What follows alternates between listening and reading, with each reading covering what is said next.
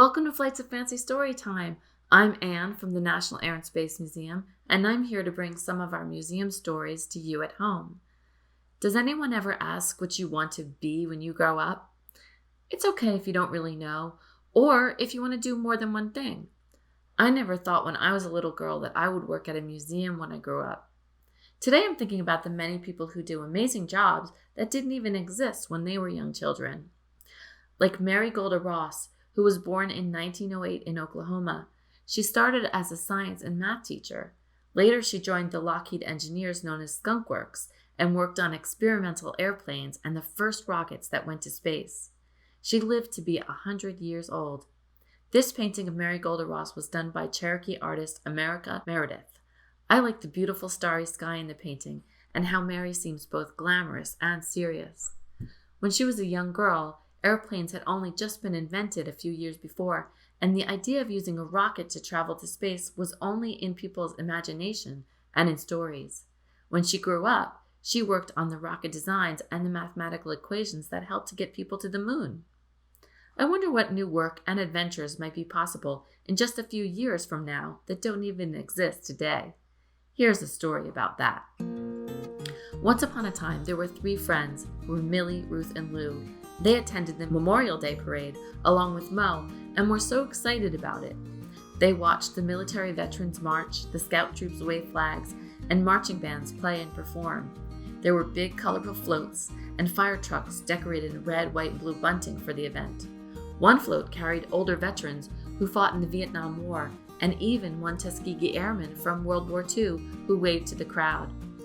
The parade went from the park to Veterans Memorial in town, and at the end, everybody put flags and red carnations at the memorial.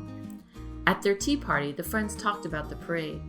It was so fun to see all the colorful floats and flags and listen to the music of the marching bands, said Lou as she pretended to play a trombone. Millie said, "It made me think about my Uncle Jim, who's a pilot in the Navy, and I'm glad we had a chance to stop and remember the service of the military to our country." It was really special when I put the carnation at the memorial. I thought about my mother's father, who was a Marine, Ruth said. "We should do our own parade." "Yeah," said Lou, "and we can thank some of our favorite heroes from history and let everybody know we think they're cool." I would choose Mae Jemison. She was the first African-American woman to go to space, and she's a doctor, and she helps other girls who like math and science. Maybe we could carry pictures of them in the parade. I like Jane Liu, who used a big telescope in Hawaii to find an object she named Smiley in the Kuiper Belt where Pluto is.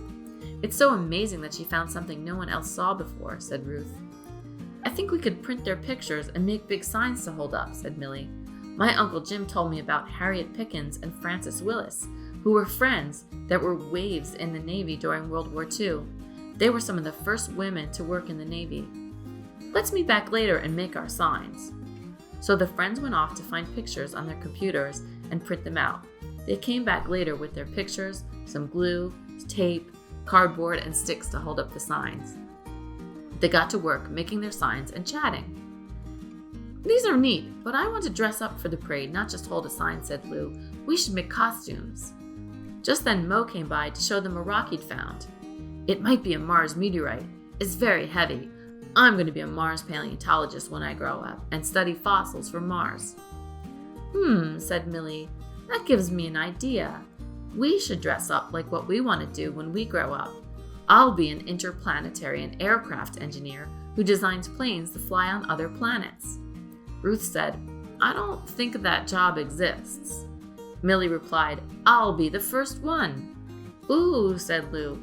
"I'll dress up as an aerospace robot designer and gymnast.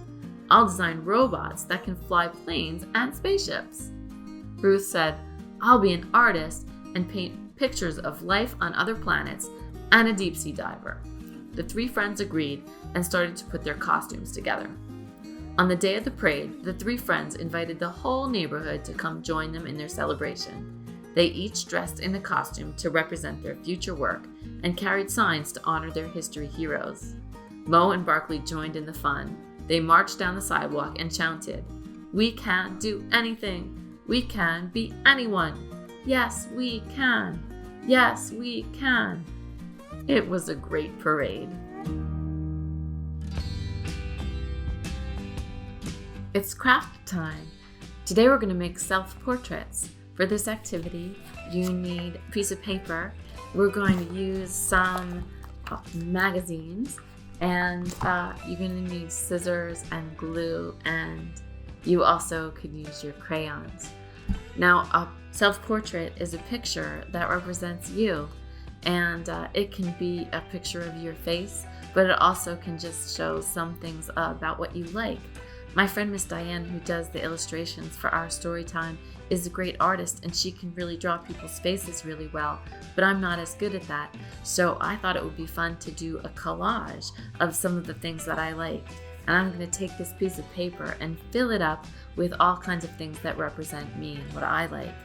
So first, I'm going to select some different colors that I like, and pieces of paper and colors that I like. So here are some of my favorite colors: purple and blues and greens, and I'm going to glue those on to the paper.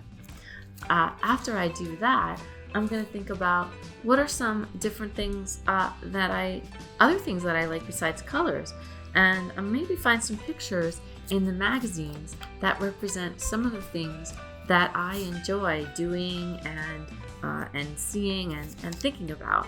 So I looked through the magazines and I found some different things that might really be representing me, like some plants and gardens.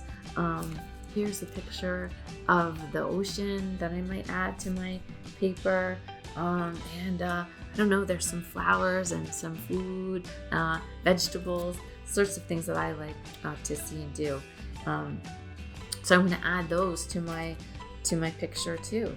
And when I do that, I'm just going to put some glue on the back, and then that's the side that I'm going to put down, and the side that I want to show, I'm not going to put glue on. So put it right there and glue it on.